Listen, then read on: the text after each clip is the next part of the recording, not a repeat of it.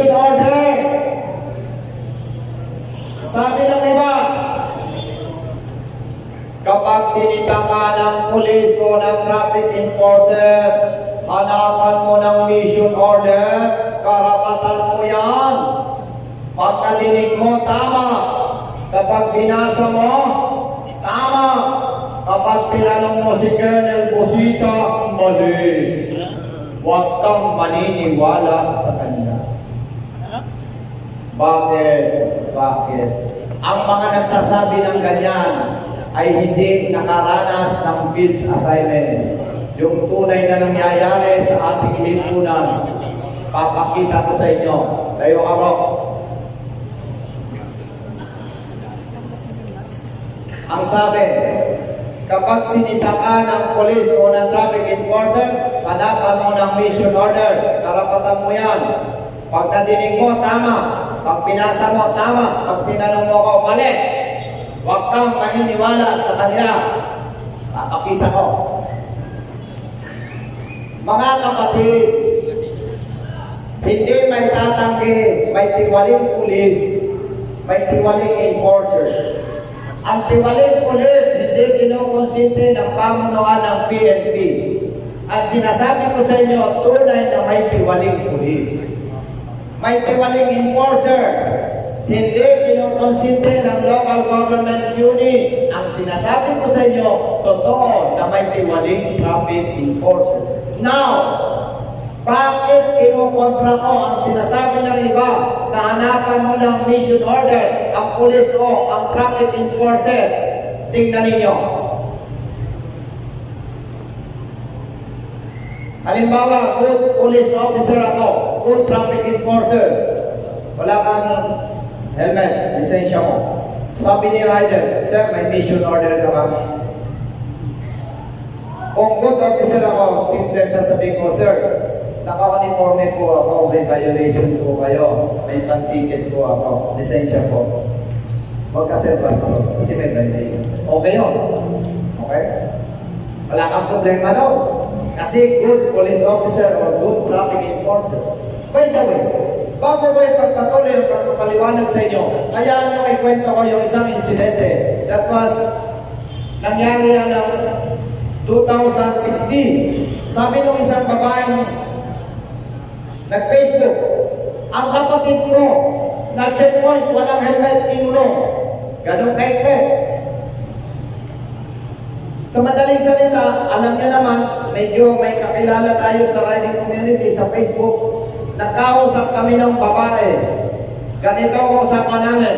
Sis, ako si Colonel Busita, anong nangyari ba doon sa kapatid mo? Wala po siyang helmet na checkpoint. O anong ginawa niya? Hinanapan po niya ng mission order ang police. Boom! Tapos na ang kwento. Eto yan. Kanina yung sabi ko sa inyo, police officer na good. Doon tayo sa tiwali. Wait a minute. Anong ini-expect mo bro kung tiwali ako? Magandang salita o masama? Yon, masamang salita. Nakakita ka ba ng tiwali na, uy, so expected na pagtiwali, masamang magsalita. Lisensya mo. Sabi ni rider, twing, hanapan ng mission order. Sir, may mission order ka ba? Eto, pagtiwalay ako po, tangina, sipahin kita eh. Gago ka. Violation ka, hanapan mo. Lisensya mo! Tangina. Tiwali nga. Eto, gago ka ha. Osas. Beto. Beto. Ano yung Beto? Kaninong patalin dito? Huwag kang tumawa. Ituro mo lang. Kanino? O yan. Gago ito eh. Nanapan pa na ng lisensya. Bubunan ng patalin. Buti mabilis ako na. So ako na may posas ko. Baka may bandali weapon. May siya po. Ha? Ika, Beto. Ito tayo sa istasyon. Rider, may nakita ka ba? O, wala nakita. Gusto mong mabuhay ng mapayapa? O gusto mong mapayapa? ka, wala.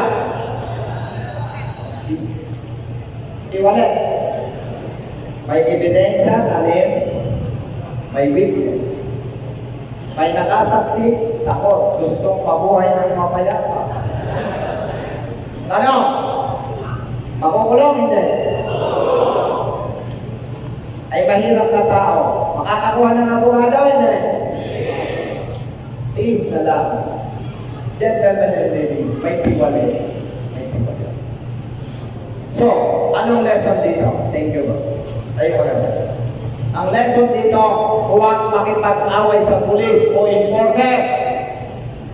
Ay sir, anong gagawin namin? Nararamdaman namin tiwala yung pulis o yung enforcer. Simple yan. Pasensya mo, wala ka yan. Nagdududa ka, tiwala ako. Okay? Gamitin mong isip mo, kalmado ka. Pangatwiraw ka, yung tunay, yung tunay, yung totoo. Sir, pasensya na po, baka pwede niyo po akong pagbigyan kahit second chance. Kasi alam ko naman, sir, mali po ako. Magalang! Magalang. Hindi pwede. Hindi na po sa pasensya ngayon. Gutom na nga ako. Ganyan yung tiwali eh. Sir, pasensya na po. Kung hindi po ako pwede mamingi ng pasensya yun, pasensya, tikitan mo na lamang po ako. At sabi niya, tikitan mo na lamang po ako. Magalang, pero pag inunawa mo, sinecheck niya kung may mission order ako sapagkat kung wala akong mission order, wala akong ticket. Gets niyo? So magalang, hindi gumagawa ng awal. So ang mangyayari dyan, di ba?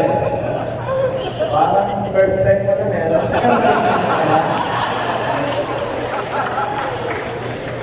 Pwede ba yun? Kahit pang-kapi na lang. See? Gentlemen and ladies, ang usapan dito, huwag kang gumawa ng awal. Pag nakwisig sa'yo, ang natsempuhan mo'y tiwali, gagawan ka ng kwento, may nakakita ng rider, may nakita ka. Wala. Bro, kaninong matalim ka? Matay. Ay, mahirap ng tao. Wala kang kakayahan kumuha ng abogado. Sinampa ka ng kaso. Patay. Patay. Gutom ang pamilya mo. Anong pagkakamali mo? Naniwala ka sa maling turo. Huwag hahanapan ng mission order ng police o traffic enforcer sapagkat gumagawa ka ng away. Kung ikaw ay may pagdududa sa akin, magalang ka, sabihin mo, sir, pasensya na po. Kung hindi pwede, ikitan niyo po ako. Boom! Hindi ka nakikipag-away. Magalang, humihingi ng ticket. Walang dahilan para magalit ako sa'yo. Pwede ba, bro? Kahit pang kape na lang. See? Nasundan po ninyo. Now, natsempuhan mo naman na ipaligid. Pero ikaw ay tama. Okay? Huwag kang makikipag-away. Tanggapin mo ang ticket. Tanggapin mo. Wala kang body camera. Sorry ka. Hindi ka seminar sa Asap eh. Huwag makikipag-away. Tumawag ka sa akin. Kahit anong oras ng araw o gabi. O kaya kinabukasan. Okay? Ang lesson, huwag makikipag-away sa pulis o enforcer dahil kapag tiwali ang natsimpuhan mo, mas magaling yan sa'yo. Patay kang bata ka. Gets nyo? Okay, thank you.